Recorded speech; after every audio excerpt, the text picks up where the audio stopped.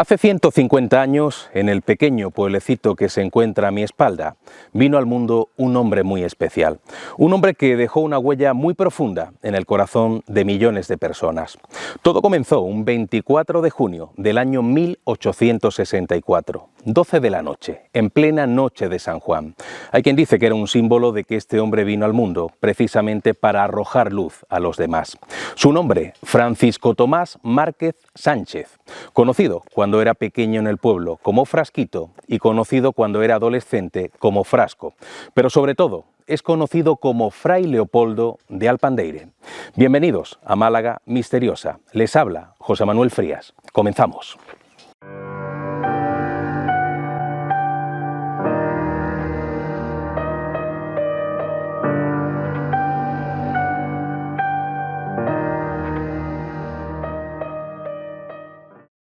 Francisco Tomás nació en el seno de una familia humilde en la villa de Alpandeire. Desde niño destacó por su caridad con los necesitados. Si alguien le preguntaba qué quería ser de mayor, él siempre respondía, sin dudar, de mayor quiero ser fraile. Por las tardes iba a la escuela, pero las mañanas las pasaba trabajando en la pequeña casita que sus padres poseían a las afueras, donde contaban con un pequeño rebaño de ovejas y con algunas zonas de cultivo. De aquella diminuta propiedad, conocida como Villa Fría, apenas quedan unos muros y algunas viejas tejas de madera. Antes de marchar a trabajar, a eso de las 5 de la mañana, Frasquito pegaba su frente al portón de la iglesia, imaginando que estaba en el interior, cerca del retablo mayor. De esta manera tan curiosa, Frasquito se sentía más cerca de Dios. Me imagino que aquellos que pasaban por este lugar a esas horas tan intempestivas pensarían que aquel niño estaba loco. Fue precisamente en Alpandeire donde ocurrió el primer milagro en la vida de Fray Leopoldo, en la vida de Frasquito.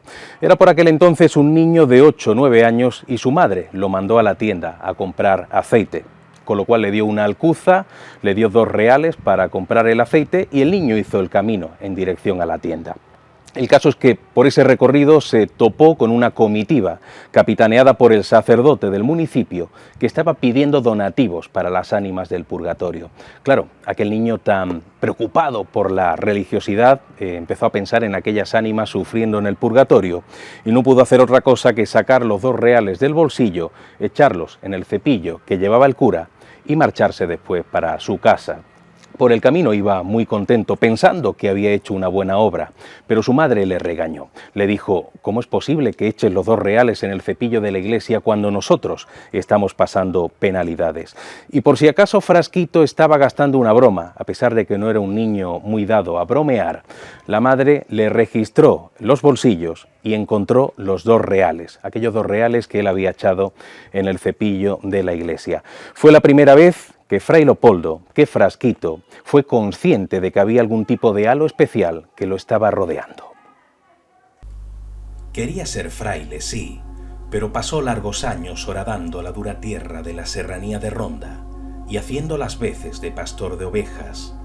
Incluso, algo más mayor y junto a su hermano Juan Miguel, marchó en varias ocasiones a trabajar en la vendimia de Jerez de la Frontera. A su regreso, solía repartir buena parte del salario entre los pobres, despertando la ira de su familiar. Cuando en una ocasión su hermano le quitó el monedero, Frasco terminó dando sus zapatos a un mendigo, regresando a casa descalzo y con los pies llenos de llagas. Cuando en una ocasión descubrió la figura venerable de los monjes capuchinos, dijo, «Yo quiero ser un fraile como ellos». Durante años luchó por lograr ingresar en la orden, pero sus solicitudes parecían perderse por el camino, como si una mano oscura, según Fray Leopoldo, la mano del diablo, estuviera haciendo lo posible por truncar sus deseos. Finalmente, a los 35 años, logró alcanzar su sueño, marchando primero a Sevilla, para luego recalar en Granada. Fray Leopoldo de Alpandeire recorrió diferentes rincones de Andalucía. Pasó frío, pasó calor, pasó hambre, pasó sueño, pero nunca se quejaba y soportaba con entereza cualquier tipo de eventualidad. Si algún personaje anticlerical lo insultaba, él le decía a su compañero, hermano, esto va bien. Si en cambio alguien se lo tropezaba por la calle y lo ensalzaba, le decía: hermano, esto va mal. Y es que ante todo, Fray Leopoldo era un hombre humilde. Cuando ingresó definitivamente en el convento de los capuchinos de Granada, la ciudad se enamoró de él y él se enamoró de la ciudad. Allí vivió más de 50 años. Ayudaba en los actos litúrgicos, en la cocina, limpiaba el portón del monasterio, pero sobre todo recorrió la ciudad con sus alforjas al hombro, implorando por las calles la caridad de los vecinos en forma de donativos o de al menos de un mendrugo de pan. En un par de ocasiones, Fray Leopoldo de Alpandeire regresó a su pueblo para visitar a sus familiares. Una vez allí, se adentraba en su casa natal, en la sencilla pero acogedora vivienda de la calle Doctor Duarte número 23.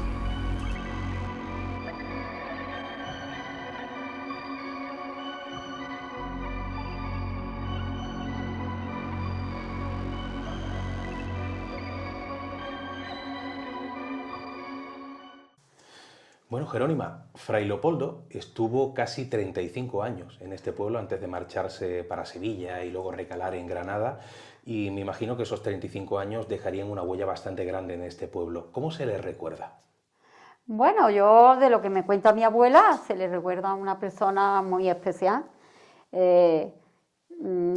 Dice que los niños, dice que todos iban detrás de él porque tenía una voz muy dulce y bueno, yo lo que mi abuela me contaba era todo bueno, ¿no?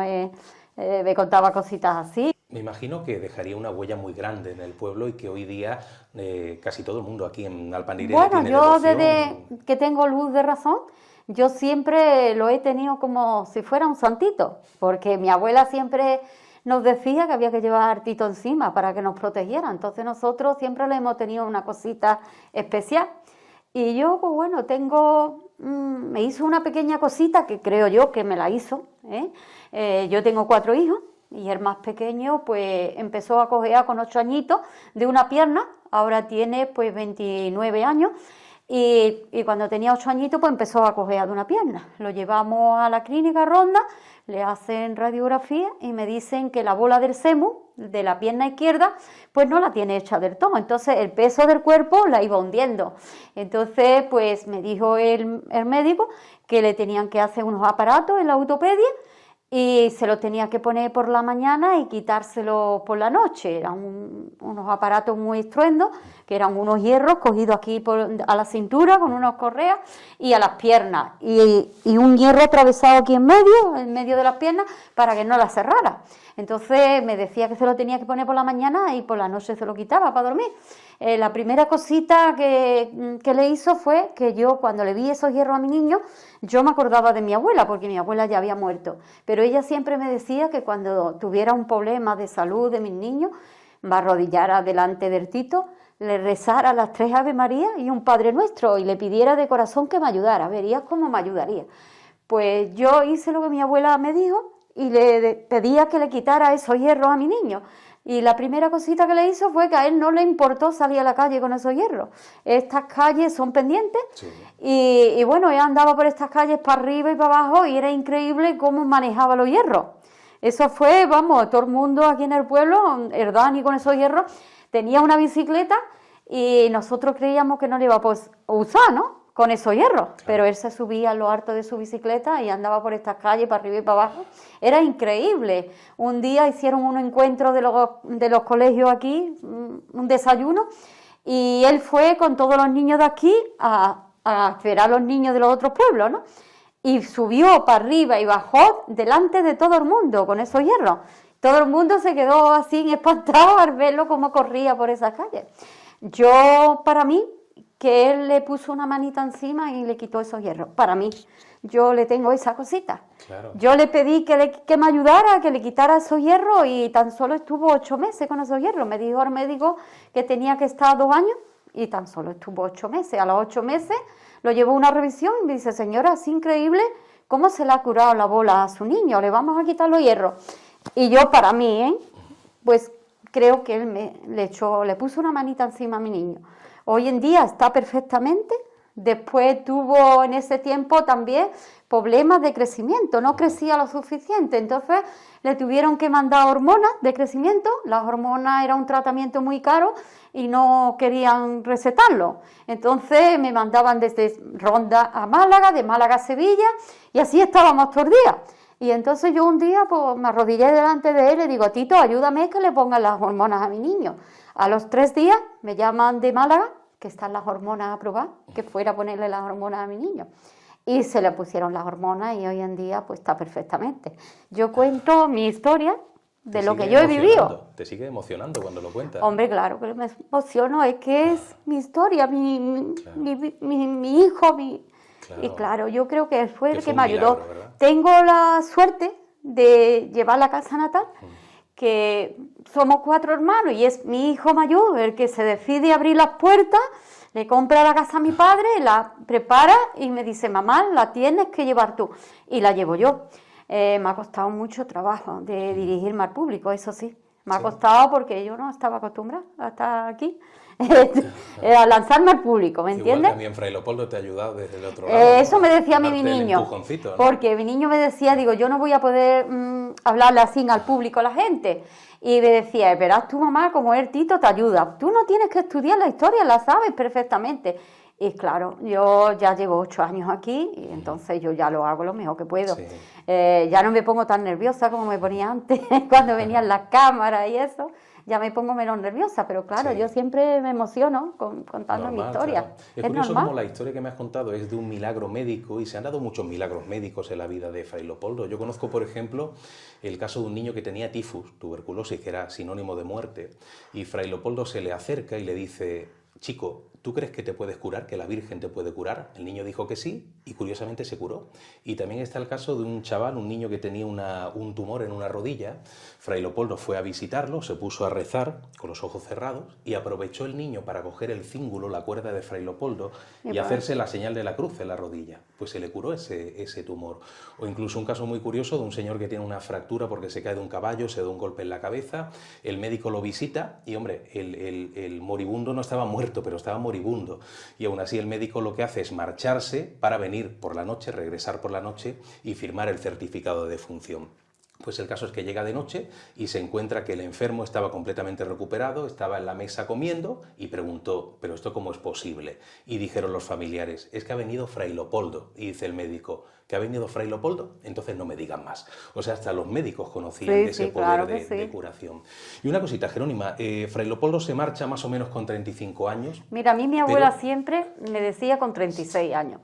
Yo cuento lo que me decía mi abuela, que los libros pues cuenta que se fue con 35. Sí. Yo cuento lo que me decía mi He leído abuela. hasta 31 también en algún que otro libro. Parece que no hay un consenso, pero podemos Se basarnos ve que, en mira, no sé, los frailes a lo mejor pues entendían, venían y le preguntaban a mi abuela, Claro. no lo escribían y entonces ellos pues ponían lo que les parecía, porque en uno de los libros está mi bisabuelo como que es el padre de Fray Leopoldo y no es su hermano. Está mi bisabuela como que es la hermana y es su cuñada. Entonces cambian Sí, un poquito ha habido así ratas. la historia. Pero el caso Ah. es que él regresó en varias ocasiones a este pueblo. Sí, un par de él no veces. viajaba mucho porque en aquel tiempo no había dinero y entonces le tenían que costear el tren. Sí. Creo, me contaba a mí mi abuela y mi padre me lo cuenta también, que le daban dinero para que comprara el billete de primera clase y él lo compraba del más malillo y el resto pues le compraba chuchería a mi padre y a mi tío, a los 2 hermanos, y se lo traía a sus sobrinos. Eso Claro. siempre me lo contaba a mí mi ¿Y abuela. cómo era recibido aquí en el pueblo por la gente? Porque de pronto llega ya un Mira, fraile, su túnica, yo he escuchado, bueno, lo que me cuentan, esa barba. que venía con esas barbas, con esos pies en el invierno, con las sandalias. A veces mi abuela decía que venía descalzo, ¿eh? Le daba las sandalias por el camino al que se encontraba descalzo y entonces venía con grietas en los pies. Mi abuela quería curarlo y él no se dejaba, decía que Dios le había mandado eso y lo tenía que aceptar.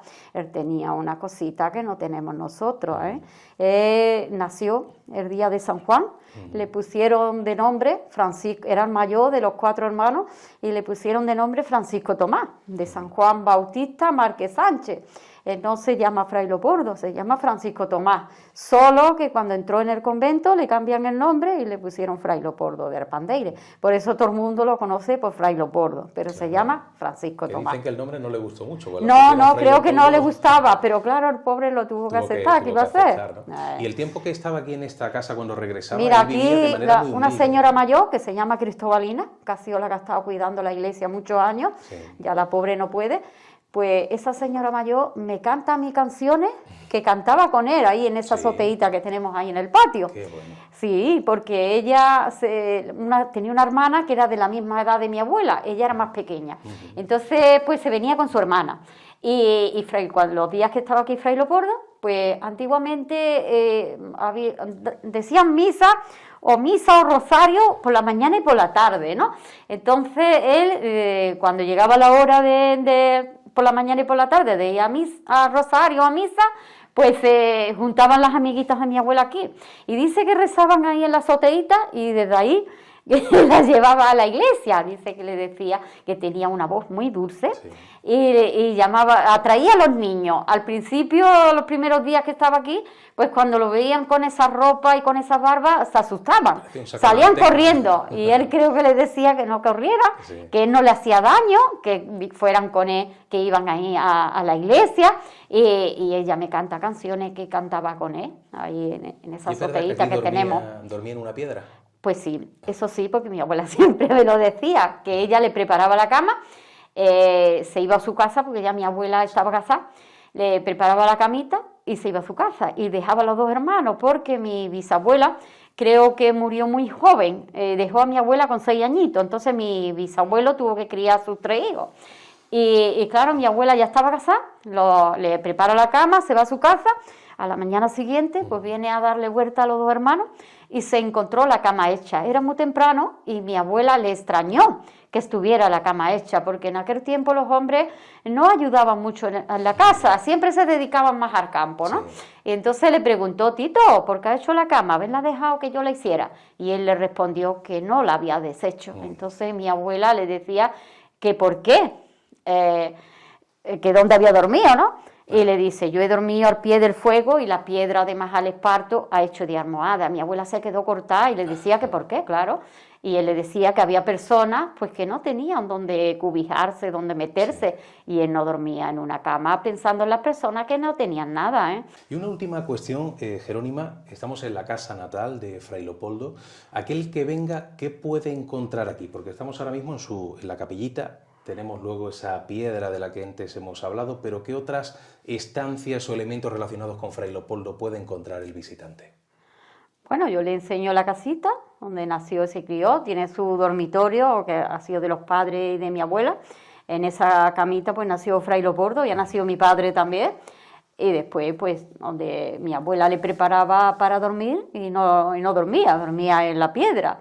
La casita es pequeña, no es muy grande, y entonces pues no tenemos tampoco muchos sitios. Entonces yo le explico un poquito a las personas que vienen, un poquito ahí en el patio, le explico, le doy la bienvenida y le explico un poquito y ya está.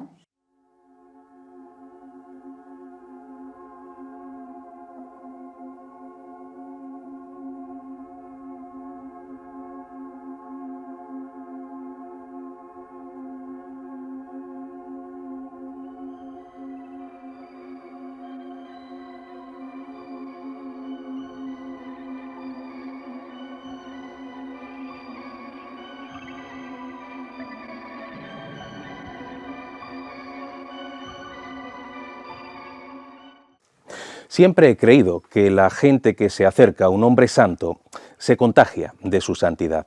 Eso ocurrió con el hombre que tenemos aquí enterrado, Fray Alejandro de Málaga. Fue uno de los últimos enfermeros de Fray Leopoldo, lo conoció, por lo tanto, en la intimidad, y junto a él vivió experiencias que le cambiaron la vida.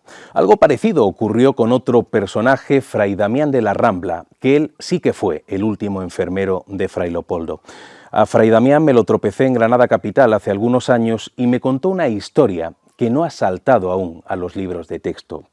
Él me narró cómo en una ocasión entró en la celda de Fray Leopoldo y el santo de Alpandeire estaba agachado sobre el escritorio, llorando desconsoladamente.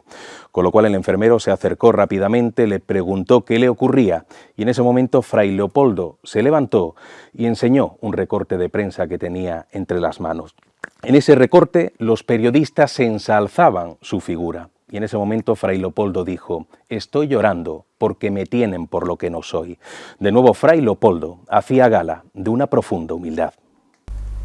El principio del fin de Fray Leopoldo de Alpandeire comenzó el 9 de febrero de 1953. Ya era por aquel entonces un anciano que caminaba ayudado por 2 bastones. Aunque sus superiores le habían dado la oportunidad de abandonar su labor de limosnero y descansar para siempre en el convento, el viejo fraile de barbas blancas se negó. Pero aquel día, tras recibir un donativo en una vivienda, sintió como una mano invisible, la mano del diablo según Fray Leopoldo, le empujó por la espalda, haciéndole caer por unos escalones, lo que le provocó diferentes fracturas y un empeoramiento de dolencias que tenía latentes en su cuerpo. Ahora sí fue obligado a permanecer en el convento, donde guardó reposo durante los siguientes 3 años, hasta el momento de su muerte. El que para mí es el milagro más impresionante de Fray Leopoldo ocurrió en el ocaso de su existencia. Él llevaba muchísimas décadas viviendo en Granada capital y de pronto una señora va a visitarlo al convento. Esta mujer tenía una hija con 8 o 9 años de edad y no había hablado nunca, tenía un problema crónico en la garganta y fue a visitarlo para pedirle intermediación. Pero aquel anciano de 90 años dijo una frase un tanto críptica: «La niña hablará cuando yo calle». La mujer se marchó de allí pensando: Fray Leopoldo, 90 años, el hombre ya no carbura. Pero fueron pasando los días y las semanas y los meses, y pasó 1 año, y pasaron 2 años, y pasaron 3 años, y una mañana la niña se despierta hablando. Aquello era un milagro absoluto. De hecho, los médicos no se lo podían creer.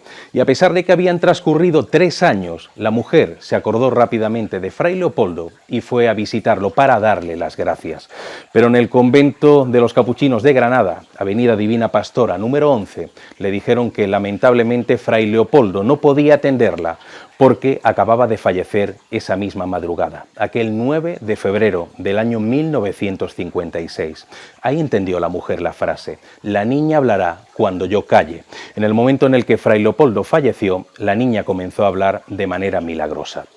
Antes de cerrar el expediente de nuestro personaje, os quiero enseñar un par de reliquias que se conservan en la iglesia del municipio San Francisco de Padua, conocida como la Catedral de la Serranía. Me refiero a la pila bautismal donde Fray Leopoldo de Alpandeire fue bautizado y también un hueso extraído de su cadáver.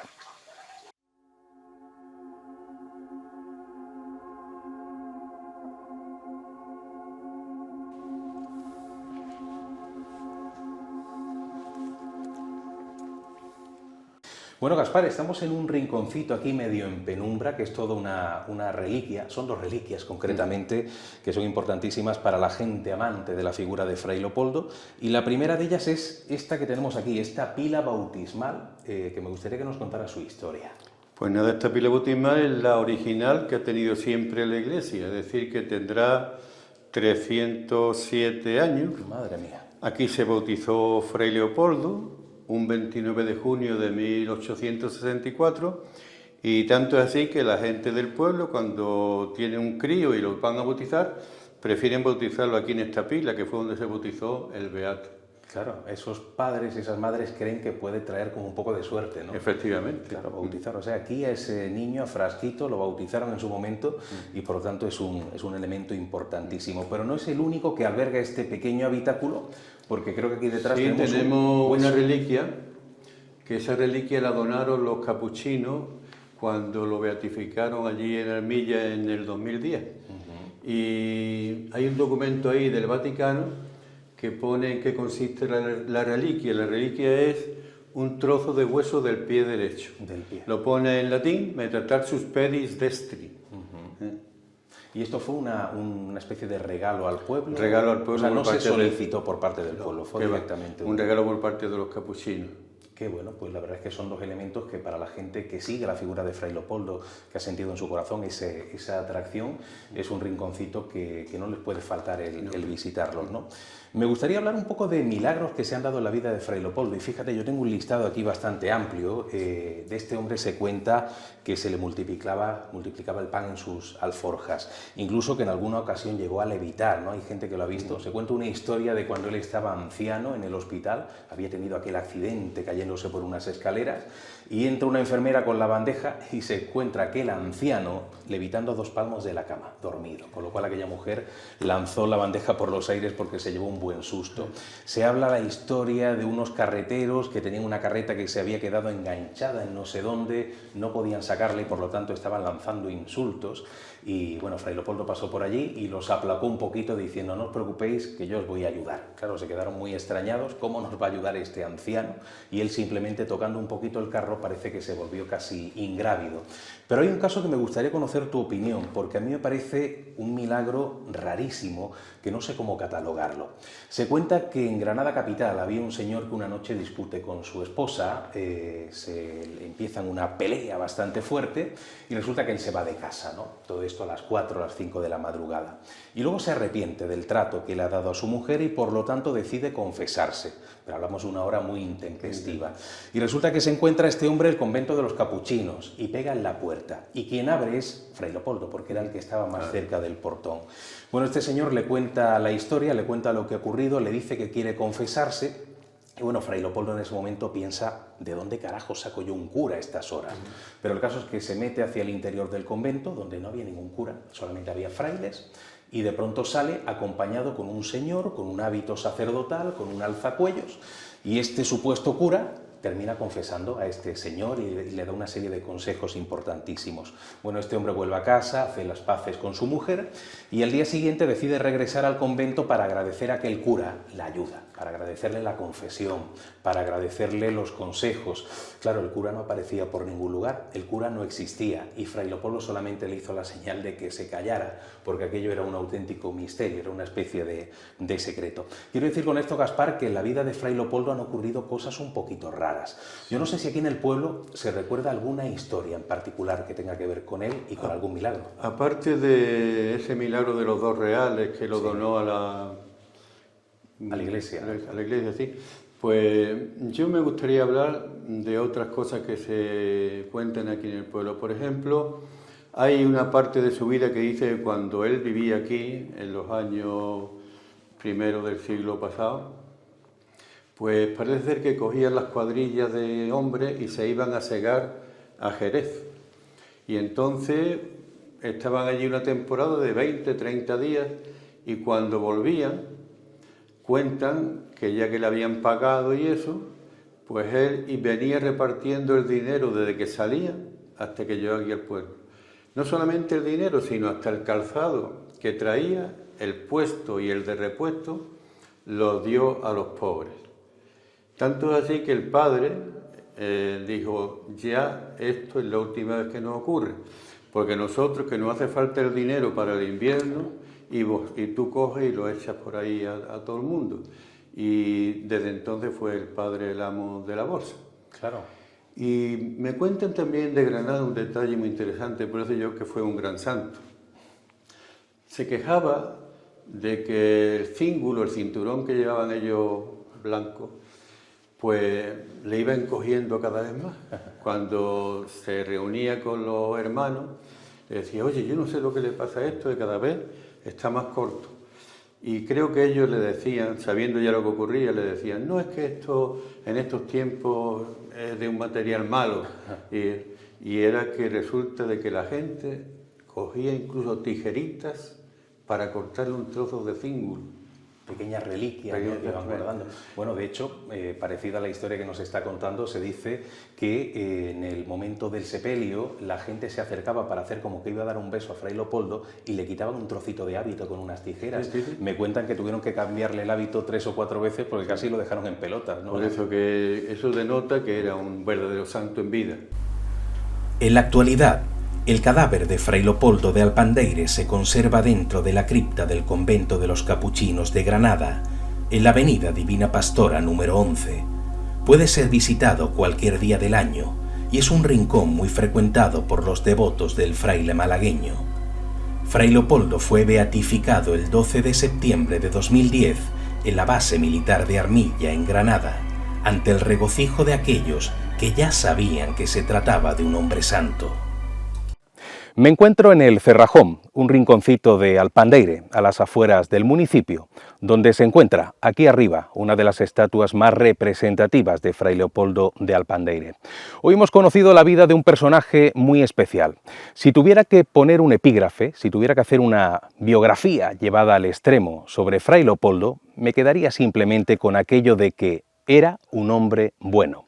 Nos vemos en una próxima edición de Málaga Misteriosa. Un fuerte abrazo, amigos.